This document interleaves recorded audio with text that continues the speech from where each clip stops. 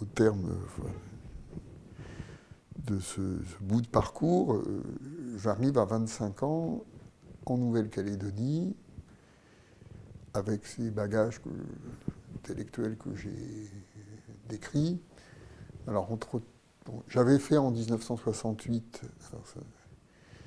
un voyage dans le cadre de Connaissance du Monde, qui étaient des explorateurs de l'époque qui faisaient des conférences en projetant leurs films, avec Méry Autin, et j'étais allé en Indonésie. Voilà. Donc je vous le dis parce que souvent ça m'est reproché, évidemment, là, je n'étais pas dans la science, et j'avais produit un récit de voyage qui a été publié à l'époque, et j'en avais parlé à Leroy-Gourhan, qui m'avait incité, m'avait dit, vous acceptez, vous allez en Indonésie, comme ça vous verrez des choses. Puis quand j'ai fait le bouquin, il m'a dit, bon, écoutez, voilà, vous recommencez pas. On n'en parle pas, c'est un récit de voyage. Bon. Et comme j'avais fait de l'ethno, j'avais fait un peu des mélanges. C'était un truc que j'ai écrit quand j'avais 20 ans, en 3 mois, quoi, qu'il fallait. Mais bon. Donc, j'avais vu ce petit détour par l'Indonésie, c'est que quand j'étais passé en Indonésie en 68, c'était un univers qui visuellement, les pratiques sociales, culturelles, artistiques étaient extrêmement fortes. C'est-à-dire spectacle de marionnettes, Wayang Golek, c'est les marionnettes en bois, Wayang Kulit, c'est les marionnettes en cuir dont l'ombre est projetée sur un écran, et Wayang Orang, c'est des spectacles vivants dans tous les villages, des gamelans, ces orchestres à Java, à Bali.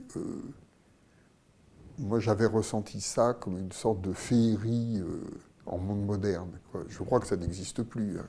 Les gens qui poussaient leurs arères dans les rizières, avec les arères étaient sculptés, les bœufs qui tiraient ça, les buffles étaient enrubannés, il y avait des épouvantails extraordinaires agités par des enfants toute la journée qui étaient perchés en haut.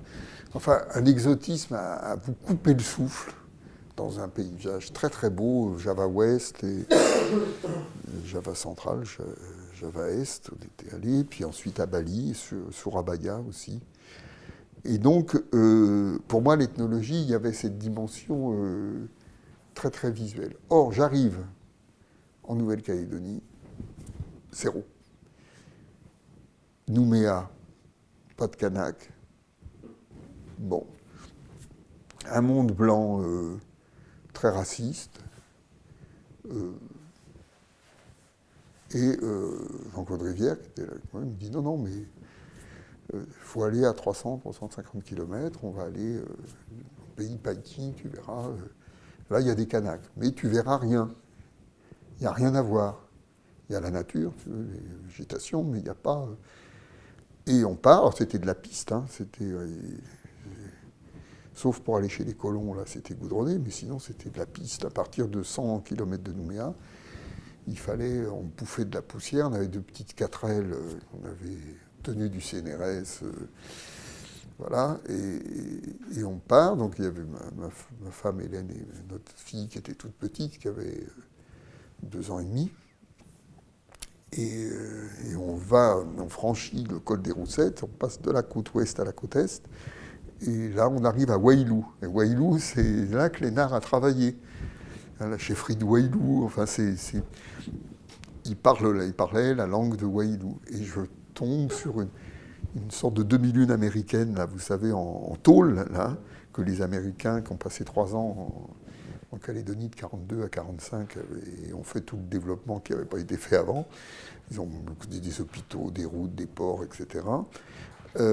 Donc, je vois ce truc en tôle rouillée, quelques Kanaks fortement alcoolisés, des gens... puis 3 chats, quoi, presque personne. Et Jean-Claude Rivière me dit, en rigolant, voilà, Alban, la grande chefferie de Wailou. Il me dit, ça va être comme ça tout le temps. Tu vois rien. Il n'y a qu'une chose qui compte, c'est les gens. Eux, là, dans la tête, ils ont tout, mais dehors, tu vois rien. Or, en Indonésie, j'avais eu, même dans le Perche, je voyais pas des gens en costume, mais enfin, je voyais des pèlerinages, des processions, des choses qui avaient une certaine réalité, comme ça, visuelle. Et là, et moi, j'étais dans le mythe Malinowski. Je voulais habiter dans la tribu. Foucault me dit, ouh, habiter dans la tribu. Ben... Alors j'ai tenu bon, j'avais acheté une tente pour qu'on s'installe. J'ai été demandé dans les tribus, on me dit, ah, vous pouvez vous mettre là. Puis je voyais que tous les gens nous évitaient. En fait, on n'avait pas de contact. C'était très, très, très difficile. Et Jean-Claude Rivière, lui, ils avaient loué une petite maison dans le petit village européen Poindigné, donc on se retrouvait là, mais moi je tenais absolument, je voulais aller au contact. Je pensais que l'ethnologie, c'était quand même rencontrer les gens. Alors, je les entends parler leur langue déjà, ouf, j'avais beau l'avoir étudié un peu, je me dis, il va falloir s'accrocher. Et puis, je dis à Jean-Claude, mais alors, Guillard m'avait donné, Guillard n'était pas content que je parte, hein, c'est pas lui qui m'a envoyé, c'est Audricourt. Donc Guillard ne m'avait donné aucune adresse, aucune référence, rien. Donc ce qui était un peu chiant, parce qu'il aurait pu me dire, allez voir monsieur Untel de ma part, il connaissait bien en plus cette zone, enfin il était passé largement, il était connu. Donc pas d'aide de ce côté-là. Et Jean-Claude Rivière travaillait chez les Tiamouni, il me dit, bah écoute, oui, je connais quelques personnes, mais voilà, ce qu'il faut faire, c'est arriver à enregistrer. Et une fois qu'on a enregistré, on transcrit avec eux, et comme ça, tu t'inities à la langue. Et puis, il y avait les 120 pages écrites par Guillard sur cette zone, que j'avais mises en fiche, que j'avais... Dedans, il y a des bouts de mythes, je savais ça, pas par cœur, mais à fond. Et il me dit, il y a ça. Il me dit, moi, écoute, j'ai jamais rien compris. Si toi, tu es ethnologue, peut-être que moi, je suis linguiste, je sais pas, mais je comprends rien. Moi, j'essaye d'en parler avec les Kanaks. Alors je leur dis, il paraît que vous êtes du réseau Rekiwan ou Point Libre. Réseau. Les gens me regardent, absolument interloqués, disant, moi je suis un Weta ou je suis un Kotaïba. Ils me disent, ben, voilà, mon nom c'est ça. Et puis on est venu par là. Et alors, comment contacter les gens? Ben, j'y allais frontalement. Hein. Je rentrais dans la ville, j'avais mon gros magnétophone, je voyais quelqu'un me raconter une histoire, etc. C'était complètement... il n'y avait pas de méthode, quoi. Et puis, ça a fini par se décanter. Il y a des gens qui ont dit, bah, venez dimanche, on va se réunir, on va vous raconter Et là, j'enregistre quelques histoires, des poésies, des chants, et Jean-Claude Rivière vient avec moi au début, puis après, on trouve quelqu'un qui accepte qu'on fasse les transcriptions, Robert Poilaleux, et donc il fallait qu'il nous répète tout doucement ce qui était enregistré très vite dans le magnétophone, et puis je transcris, Jean-Claude Rivière transcrit à côté de moi, et le soir, il me corrige, quoi. Il me dit, mais toi, là... Donc il me forme vraiment à ça, mais je dois dire que les 2 premiers mois, la moisson n'est pas terrible, quoi. J'envisage même j'aurais mieux fait de travailler en Indonésie. Mais comme j'avais écrit ce récit de voyage, les spécialistes de l'Indonésie, en l'occurrence Denis Lombard, ils me vouaient au diable. Pour eux, j'étais une sorte de journaliste fumeux. Enfin voilà, Denis Lombard, j'étais allé le voir, il m'avait dit, sortez d'ici, il était très violent. Oh, mais ils se prennent pour qui, ceux-là? C'est comme ça d'ailleurs que j'étais allé dans le Perche. Je m'étais dit, bon, bah... et donc, j'en étais là. Et puis, petit à petit, je fais quand même une promenade dans le fond d'une vallée pendant 3 jours, campant avec les gens. Je note la toponymie. Audricourt m'écrit en me disant il faut bien noter les toponymes, puis à partir de là, vous demandez. Il m'envoie des photos aériennes pour que je puisse mettre les toponymes. Je recueille quand même un conte, une poésie, une autre, etc. Et je tombe sur un monsieur qui est le beau-père de Jean-Marie Tjibaou, en fait, Louis Matayo Huerta,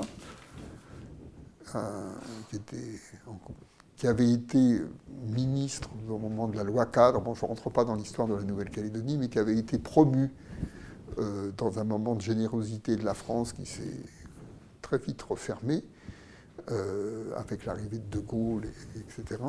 Mais c'était Gaston Defferre qui avait fait cette loi cadre, c'est-à-dire avoir des cadres autochtones qui pouvaient, si les élections leur étaient favorables, peut-être entrer dans le gouvernement de la Nouvelle-Calédonie. Et ça avait été le cas de M. Huerta.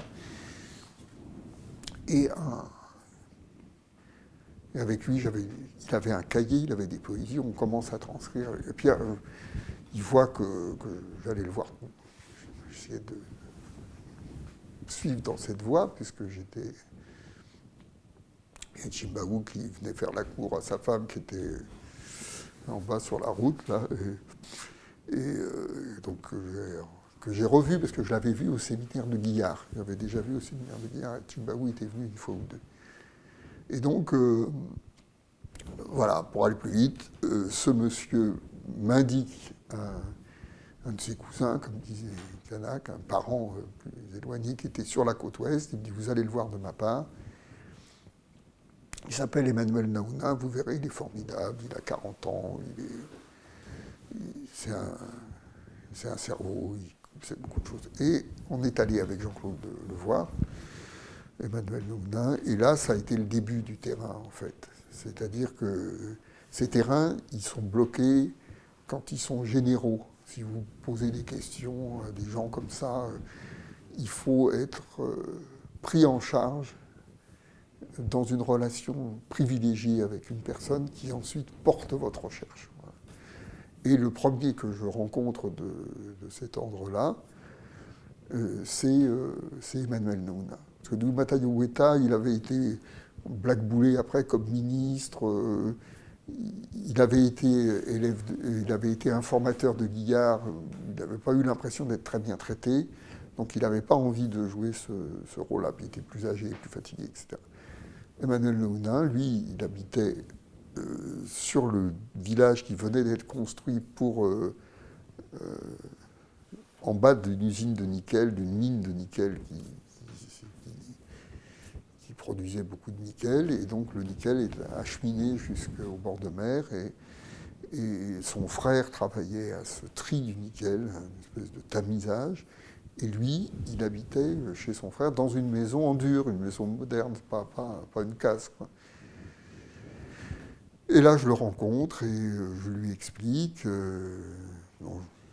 avec Jean-Claude aussi, et il dit, bah, écoutez, voilà, je suis très très heureux de vous voir, on va commencer, ça va durer des années, je vous préviens tout de suite, ça va durer des années. J'ai énormément de choses à vous dire. Comme nous sommes catholiques dans cette petite tribu d'où il était descendu pour travailler, enfin lui il ne travaillait pas, c'est son frère qui travaillait pour rester là sur le village minier, si vous voulez. Et comme on était catholique et que Guillard était protestant, il nous a totalement négligés.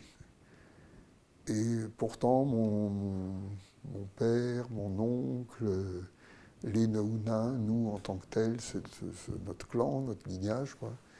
On a beaucoup de choses à dire. Donc, et d'ailleurs, je commence tout de suite. Et donc, dans le magnétophone, il commence à réciter des discours cérémoniels, un discours cérémoniel, puis des chants, des machins. Et donc, il nous dit, mais vous allez vous installer là, chez nous. Il appelle son frère, il dit, allez hop, il était plus... eux, ils s'installent. Alban, sa femme, Hélène, et puis ma fille, notre fille Élise, on s'installe là. Et la semaine d'après, là, pour une coup, ça y est, j'étais chez les Kanaks. Mais alors, j'étais pas chez les Kanaks sous un cocotier dans une case au bord d'une rivière ou au bord de mer. J'étais dans un enfer minier, c'est-à-dire dans une poussière rouge épouvantable, un bruit de camions, des roulages de camions, des bagarres avec l'autre ethnie, là, les Wallisiens, de l'alcoolisme, de la violence, une sorte de ces gens qui étaient des ruraux qui vivaient dans leur tribu étaient là depuis 6 mois. Donc je les vois s'installer dans une nouvelle maison avec une salle de bain et tout ça. Ils n'avaient jamais vu ça. Ils n'avaient jamais vu ce truc-là. Et donc, à partir de là, je commence à entrer. Alors tous les jours, il me disait, ben voilà, ce que je vais faire, je vais te dicter, parce que je ne veux pas parler dans le magnétophone, je vais te dicter, alors je me débrouillais, pas dit ça allait, une histoire de clan. Tous les jours, je vais t'en donner une. Et puis l'après-midi, on ira voir les parcours des clans dans les différents... avec la petite 4L ou à cheval, parce qu'ils avaient des chevaux dans la tribu, là. Et là commence, alors j'étais arrivé en juillet, et là on est en septembre, donc 2 mois après. Donc Emmanuel Naouna devient mon premier interlocuteur érudit. Voilà. Audricourt m'avait prévenu, vous verrez, c'est une société d'érudits. C'est le cas. Et encore fallait-il que je crée un lien avec un d'entre eux, une d'entre elles, parce qu'il y a eu aussi des femmes érudites que j'ai rencontrées plus tard, pas l'année d'après, enfin le terrain suivant, 75. Mais à partir de là, il y a une espèce de complicité qui s'est créée. Il s'était commencé à être une expérience, on était tout le temps ensemble. Lui, c'était un guérisseur, célibataire. Il était tellement érudit qu'il circulait de tribu en tribu pour faire les discours, pour dispenser son savoir. Et c'était quelqu'un de reconnu pour ses immenses connaissances de l'histoire des clans, des familles, de la toponymie, des chants, des poésies, etc. Et donc, il me guide, quelquefois il me raconte les choses dans la petite cuisine du village minier, là où on était, la maison, et puis grande maison d'ailleurs. Et puis l'après-midi, il recommence, mais dans la tribu, avec les gens. Alors il y avait une consommation d'alcool qui était quand même très importante. Donc je me confronte à ça, je me confronte aux routes pourries, au racisme des Blancs, à l'alcoolisme, à la violence. J'étais pas absolument préparé. Et d'une certaine manière, comme j'étais cornaqué par Audricourt et Jean-Claude Rivière, j'avais la volonté de franchir cette barrière-là, de ne pas en faire un sujet. Ce qui maintenant, beaucoup d'ethnologues font de ces questions sociales des sujets. Pour moi, le sujet, c'était le monde kanak. Alors justement, quelle était la problématique? Il n'y en avait pas au début, c'était recueillir des textes, faire un recueil de tradition orale, c'était ce qui était marqué dans l'ordre de mission. Hein. Et donc, il s'agissait que je ramène des textes, que je les traduise, je les transcrive, puis après on ne savait pas trop. Mais moi j'avais quand même une autre ambition anthropologique, j'enseignais Evans Pritchard, Dumont, Salis et Leach, etc., la Sorbonne, et là, je n'allais pas quand même être simplement un transcripteur d'histoire. Et je me dis, bon, bah, ces histoires de clans, je vais retrouver ça dans Guillard, je vais voir un petit peu Donc je reviens sur le texte de Guillard, je retrouve des bribes, des morceaux, mais je comprends toujours rien. Ni dans Guillard, ni dans les histoires. Parce que tout ça a été... les gens disent on est parti de là, on est revenu là, on est sorti d'un caillou, le lézard est notre totem, etc. Ça fait une espèce de... Ça fait pas un dispositif, ça fait un émiettement d'informations. Et je me suis dit, mais il y a un problème dans cette société. Qui a fait de la parenté?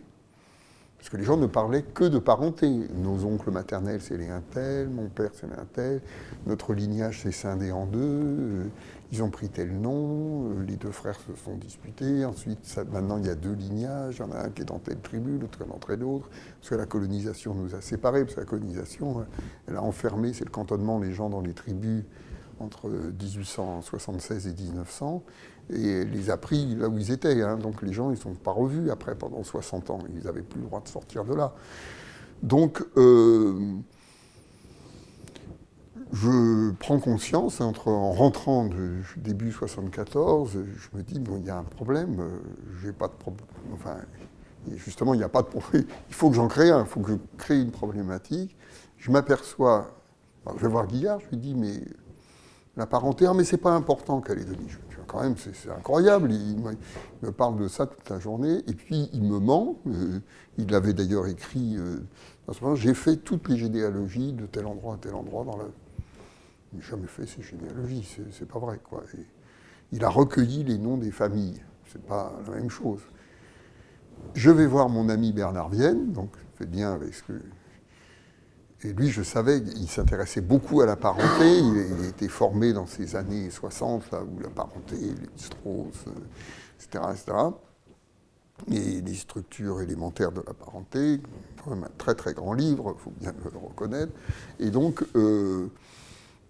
Bernard Vienne me dit, mais non, il faut que tu fasses des généalogies. Tu prends un gars, tu lui demandes quel est le nom de votre père, et puis. Alors je lui dis, mais je fais des schémas. Il me dit, non, non, et il me montre, quoi. Je m'achète des grands cahiers, et en 75, donc je reviens 18 mois plus tard, avec un projet, continuer à recueillir de disons, tradition orale, si on veut, enfin des récits. Hein. Maintenant, tradition orale, c'est un mot que j'emploie plus beaucoup, parce que c'est un peu has-been, quoi. Les gens, ils racontent des choses. On ne sait pas si c'est oral, si on veut, des fois c'est écrit aussi. Et puis tradition, on ne sait pas très bien ce que ça veut dire, si vous voulez, comme s'ils répétaient tout le temps la même chose. Non, là, ils écrivent ils racontent des choses, puis ils racontent autre chose, puis ils changent d'avis, puis les textes, les récits s'enrichissent, bon, etc. Et donc, je décide de faire des généalogies. Alors, entre-temps, donc, avec Emmanuel Le Hounin, donc, on recueille des choses, puis il ne parlait pas très très bien français. Du moins, ça l'embêtait. Il aimait bien me.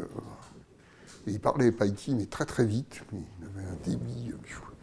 Alors, quand il me dictait, ça allait, mais quand. Je n'étais pas encore vraiment. Même encore aujourd'hui, il faut que je me remette au bout du jour pour arriver à capter une partie de ce qu'il m'a dit. Mais il me dit, mais j'ai un AO, ça veut dire à la fois grand-père et fils, quoi. J'ai quelqu'un sur qui il avait autorité. Qui est là-bas, dans la vallée, à Nitchaot, plus loin, au fond des vallées, près de la chaîne centrale. Il est moniteur, il est instituteur local. C'est-à-dire, c'est des Kanaks qui n'avaient pas le droit de dépasser le certificat d'études, et qui ensuite, que les Américains se sont un peu insurgés contre ça, ils ont créé ces écoles de moniteurs, des moniteurs indigènes. C'est des gens qui ont été formés pour être des instituteurs avec une formation légère qu'ils avaient à Nouméa. Et il y a eu comme ça une quarantaine de moniteurs qui ont été constitués, une sorte de fratrie de moniteurs, et qui sont allés dans les tribus donc pour enseigner. C'était des Kanaks qui enseignaient aux Kanaks, et évidemment c'était des gens qui bon, ils avaient leur certificat d'études, après ils avaient arrêté, mais qui avaient un potentiel intellectuels importants et qui n'ont pas pu pousser plus loin parce que les études, le collège, tout ça, ça leur était interdit. Donc il me dit, je connais un monsieur, il s'appelle Antoine Goromindo, le week-end prochain, on va aller le voir. Et la deuxième, la rencontre la plus importante, parce que Emmanuel Loudnin, malheureusement, je l'ai vu en 73, en 75, en 77, et en 78, il meurt. Mais on avait un rapport fraternel, très... mais un rapport il racontait, quoi. Il commentait pas, il n'expliquait pas les éléments de sa société, il racontait. Il était d'ailleurs, il m'avait écrit une petite lettre, je serais le premier historien kanak. Donc, cette idée qui se voyait comme un historien producteur de récits. Voilà. J'arrive chez Antoine Goromindo, qui avait une quarantaine d'années aussi, 40, quelque chose comme ça, 42, 43, qui était donc instituteur dans son village. Et là, c'est une rencontre unique. Je rencontre un homme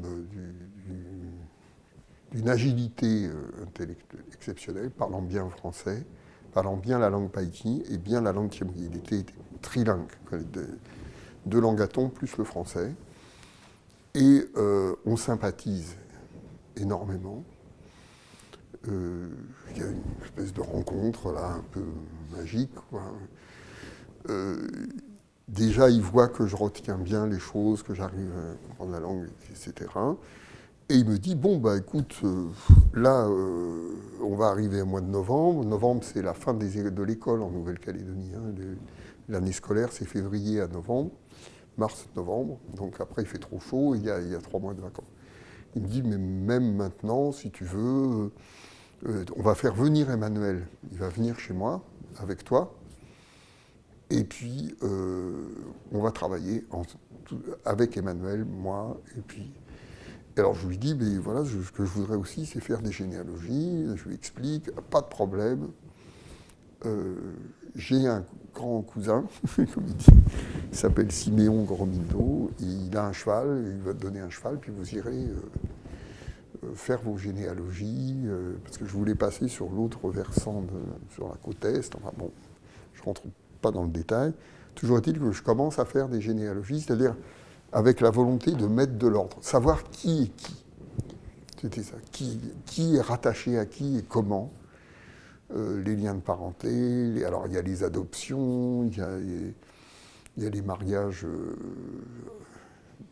disons, qui sont valorisés avec entre cousins croisés. C'est un système iroquois, hein, le système de parenté. Mariage valorisé entre cousins croisés, reprise d'alliance entre des gens de deux clans qui s'échangent comme ça des hommes et des femmes sur un mode de l'échange, du don et du contre-don, des adoptions, des enfants aussi qui circulent entre les lignages. Quand il n'y a pas d'enfant d'un côté, on en reprend un là, alors là, il y en a de plus en plus, de toute façon, ça ne s'est pas arrêté. Et puis ça me donnait l'occasion, du coup, j'allais chez tout le monde. Alors d'abord dénicher les gens dans des endroits pas possibles, enfin, que j'imaginais pas, leur nom, leur toponyme, et puis est-ce que vous pouvez me raconter l'histoire de votre clan? Pas toujours, pas toujours. Et puis le soir, je revenais, Antoine, écoutez, qu'est-ce qu'il t'a raconté celui-là? Ah là là, il est gonflé. Quel nom il a donné pour son lignage? Oh, il ne manque pas d'air, etc. Et donc, je m'aperçois que toutes ces identités familiales, lignagères, sont l'objet d'une compétition, sont l'objet d'un enjeu, que les gens veulent changer de nom. Alors, Guillard avait recueilli ces noms, et puis l'administration française avait aussi recueilli les noms. Il y avait déjà deux... Et moi, j'arrive après. Alors, ils voulaient rectifier ce qui avait été fait. Alors, au début, moi, je me voyais, les jeunes, ils se disent, Guillard, il aurait mal travaillé, etc. Comme un justicier, j'allais rétablir la vérité. En fait, non, pas plus, parce que maintenant, les noms ont encore changé. En fait, c'est une espèce de dynamique sociale où les noms sont des titres, en fait, auxquels sont attachés des prestiges, et donc on essaye de reprendre le nom de machin, le nom de truc, de se situer, Même Antoine, qui s'appelait Gromindo, voulait qu'on l'appelle Goromwendo, c'est ce qu'on a signé comme ça d'ailleurs, Goromwendo. Puis maintenant, ses fils, ils veulent revenir à Gorobindo. Enfin, voilà. Et donc, je plonge là vraiment dans une enquête d'anthropologie sociale, fondée sur la parenté, la toponymie, les récits, et grâce à Antoine Goromindo, il s'était installé, j'étais installé dans sa chambre. Alors, il était très drôle, il avait dit « L'enquête, c'est comme la chasse, pas de femme. Hein, sinon, on n'attrape rien. » Donc, ma femme dormait dans la chambre de sa femme à lui, Délice, qui est toujours vivante d'ailleurs. Et puis, et moi, j'étais avec lui. Et donc, toute la nuit, pas toute la nuit, mais il dormait pas beaucoup, Antoine. Il me racontait dans la journée ce qu'il avait fait, puis t'as vu, machin, j'ai fait la coutume là, puis il l'a refusé, puis t'as vu, il a ricané. Enfin, il m'ouvrait complètement l'univers social kanak, avec d'abord un humour, une causticité, une générosité, une capacité d'explication. Alors moi, je bombardais de questions dans mes cahiers. Au début, je n'enregistrais pas parce que les ethnologues, ils n'enregistraient pas les entretiens au début. C'est un truc qui vient des sociologues, quoi. Et travaillant aussi avec des sociologues en France, etc., dans les stages avec les étudiants, etc., je commençais à enregistrer les entretiens. Sinon, d'ailleurs, j'en ai plein d'Antoine qui ont été transcrits depuis. Et lui, évidemment, ma présence, c'est pas seulement une relation d'amitié avec un Européen qu'il n'avait jamais eu. Jamais. Avec un Européen qui pose des questions, qui apprend sa langue, qui rentre dans son univers. Mais c'est aussi pour lui, à partir du savoir que je recueille, c'est se constituer un savoir, c'est capitaliser mon savoir pour lui. Parce qu'Antoine Goromindo, par contre, il n'était pas comme Emmanuel, il ne connaissait pas les histoires des clans vaguement, mais il ne pouvait pas les raconter avec une telle précision. Donc, moi, quand je reviens le soir, il me demande les histoires, les enregistrements, et il se constitue un capital culturel, si on peut dire, un capital de savoir, qui va lui servir après sa retraite. Et après sa retraite, il va devenir une sorte de sage dans la région. Il y a eu des événements en Nouvelle-Calédonie, on en parlera, les violences et tout ça. Mais après 90, il va mourir en 2001. Et pendant 10 ans, Antoine, j'ai vu, il a participé à 95 émissions de télé. Hein. Et il m'écrivait, envoie-moi la cassette, machin. Donc je voyais qu'il se servait de ce que j'avais recueilli. Il le remettait à sa sauce, il s'est mis à écrire. Il y a 32 cahiers à écrire dans sa langue, etc. Et donc là, et Jean-Claude Rivière travaille aussi avec lui pour faire sa grammaire. Comme il était bilingue, païti-tiamouki, de ces deux langues, Jean-Claude aussi, puis on était bien, il habitait il avait une maison en dur qu'il avait fait construire parce qu'il avait eu un peu d'argent comme moniteur sur un site, un tertre en haut de la tribu. Et c'était absolument magnifique, on était très tranquilles et toujours disponible, avec des chevaux pour aller visiter les endroits, assistant aux cérémonies avec lui, l'accompagnant, me donnant un nom que j'ai toujours, et devenant donc comme son petit frère, et donc comme les frères de père sont des pères, et donc ses fils sont mes fils, quoi. Et donc un de ses fils, l'aîné, va devenir maire, et les maires actuellement le connaissent. Voilà. Et c'est chez lui maintenant que je vais. Donc maintenant je suis assimilé à cette famille Goromindo, à ce lignage Goromindo, et je m'appuie là-dessus, je circule avec cette identité-là. Et donc voilà, donc il y a cette rencontre, et de là, je vais rencontrer plein d'autres gens qui du coup vont être beaucoup plus ouverts, parce que Antoine m'accompagne, quand c'est le week-end, il n'a plus école, et puis après il n'a plus école du tout, donc il va venir en France, on va l'inviter ici en 78, il va passer 2 mois en France, où je vais recueillir énormément de choses, parce que comme il était un peu stressé d'être loin de sa tribu, quoi. Et donc voilà, donc, alors, travail sur l'organisation sociale, travail sur les récits de l'histoire des clans, sur la toponymie, et puis sur les pratiques compétitives. En gros, ce qui m'apparaît, Guillard l'avait vu, mais il n'en avait pas fait grand-chose. Mais ce qui m'apparaît, c'est que la dimension stratégique du récit, que tous les énoncés sont minés par le contexte, que rien n'est jamais dit gratuitement pour la science, mais tout est expliqué ou dit dans un contexte où le narrateur ou l'informateur, l'informatrice, la personne essaye de tirer les marrons du feu, quoi, de se mettre en valeur dans le jeu social par le truchement de l'ethnologue. Et donc avec Jean-Claude Rivière, on va publier un premier livre en 82, Les chemins de l'Alliance, sur l'ère de langue tiamoui, avec quelques textes, pas assez. Et puis moi, je fais un texte assez long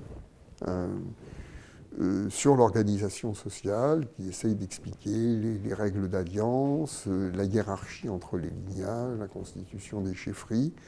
Et ce livre, Les chemins de l'Alliance, qui est publié au Lacito dans une édition complètement artisanale du CNRS, c'était peut-être une erreur d'ailleurs de faire ça, c'est-à-dire je vous rééditer quand même un peu à la marge, quoi. Je ne vais pas aller voir le seuil, mais enfin bon, oui, il y avait des langues à tons, il fallait respecter aussi le travail des linguistes, et donc que ces tons soient notés. Or, les tons, ils ne veulent pas en entendre parler, les éditeurs, ils ne veulent jamais les noter. Mais maintenant, on a trouvé, un collègue qui a trouvé un logiciel, et je vais pouvoir taper avec les tons, donc je leur donnerai avec les tons, on ne parlera plus. Parce que quand même, une langue qui a des tons, elle a des tons. Je veux dire, c'est pas, on n'a pas besoin de... Pourquoi les faire disparaître, voilà. Et c'est la musique de la langue, puis c'est des tons qui font partie de l'identité du mot, quoi. Bon, voilà. Donc, toujours est-il qu'on publie ces chemins de l'Alliance.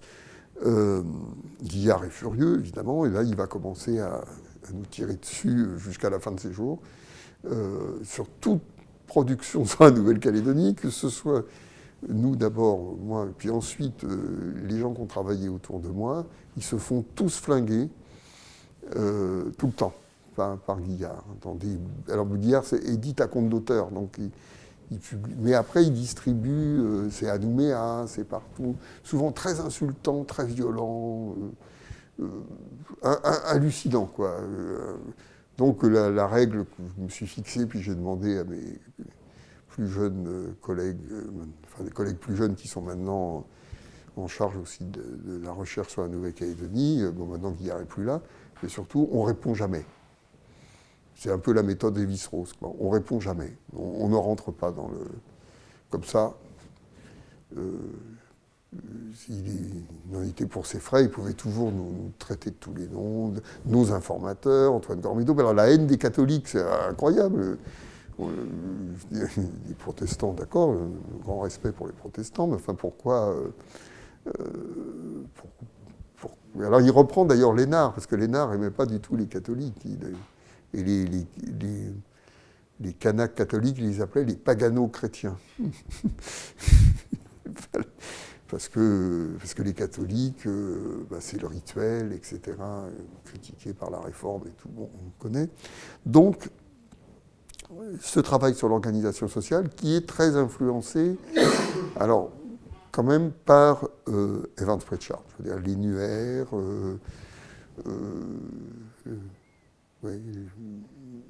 essentiellement Leach, et puis aussi, alors comme on lisait beaucoup, j'enseignais ça, les africanistes, Nadel, Marc Auger sur les Ébriers,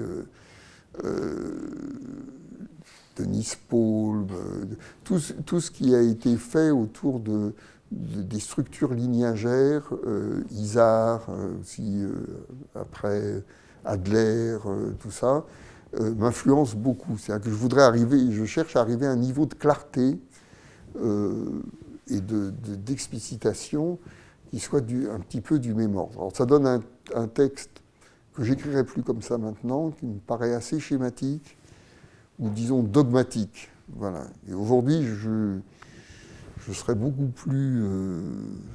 je raconterais d'abord comment j'ai recueilli tout ça. Je raconterais... En fait, c'est la vision qu'a Antoine Goromindo de son organisation sociale. C'est ça que je donne. C'est pas... ça marche, en gros, mais c'est lui qui va dans une stratégie politique de restauration de l'autorité des chefs de clan. Ce que je comprends 20 ans après. Quoi. Sur le moment, je ne le comprends pas du tout. Et là, il faudrait rentrer dans les détails, mais la colonisation a bouleversé les structures politiques en cherchant à avoir qu'une tête, qu'un chef.